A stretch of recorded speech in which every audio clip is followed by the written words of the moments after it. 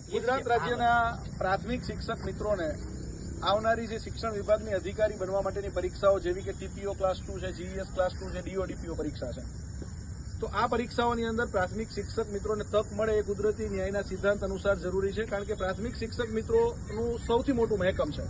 હવે તમારે સારા અધિકારી જોતા હોય શિક્ષણની અંદર તો પ્રાથમિક શિક્ષકોને તમે પરીક્ષાથી જ વંચિત રાખો, કારણ કે પ્રાથમિક શિક્ષક મિત્રો ઉચ્ચ શૈક્ષણિક લાયકાત ધરાવે છે.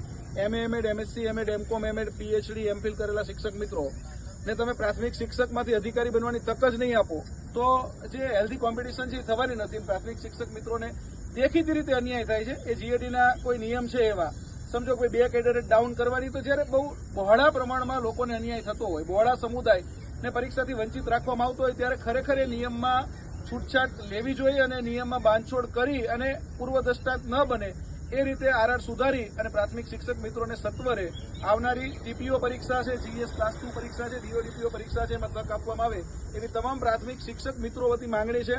અને આ તમામ પ્રાથમિક શિક્ષક મિત્રો વારંવાર આના માટેની રજૂઆત કરવા આવ્યા છે. તો હવે આ રજૂઆતને ધ્યાને લઈને આ કામગીરી સત્વરે કરવામાં આવે એવી અમારા તમામ મિત્રોની માંગણી છે. અન્યથા આ માટે આંદોલન કરવું પડશે તો અમે આંદોલન કરશું અથવા કોર્ટના શરણે જશું. તો આ બાબતને ધ્યાને લઈને શિક્ષણ મંત્રી શ્રી, મુખ્યમંત્રી શ્રી, શિક્ષણ વિભાગ આ બાબતને ગંભીરતાથી લઈ અને આ બાબતે ન્યાય આપે એવી અમારી રજૂઆત છે. જય હિન્દ, જય ભારત, જય જય ગરવી ગુજરાત.